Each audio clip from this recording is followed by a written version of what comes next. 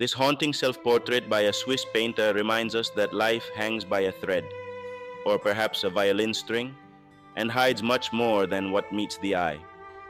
Can you hear it?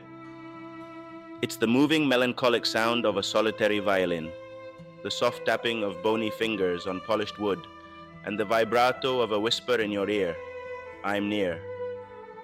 The painter, Arnold Böcklin, is certainly hearing something in this eerie and suggestive piece, self-portrait with death playing the violin. He doesn't look at us, the viewers, but casts his gaze toward the infinite, toward eternity perhaps, listening closely, as he pauses mid-brushstroke. Maybe the green on the tip of his brush is meant for the trees in his most famous and unsettling painting. That painting is Isle of the Dead, which has sparked the imagination of many generations since the 19th century with its enigmatic composition and symbolism. Both pieces address the theme of death, but this self-portrait reminds us that life hangs by a thread, or in this case, by a single string. It's no accident that death plays a violin with just one string, instead of the usual four.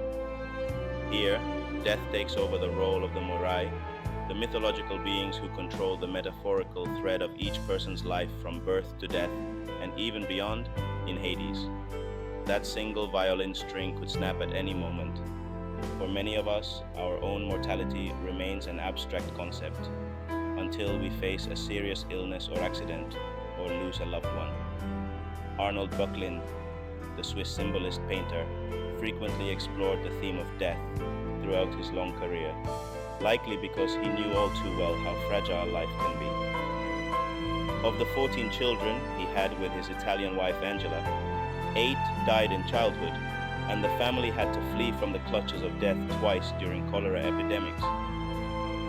What we can learn from this painting is that, though we will all eventually hear the devilish music of that violin, the best thing we can do is live life to the fullest, by painting pictures, writing songs, or taking walks in the park.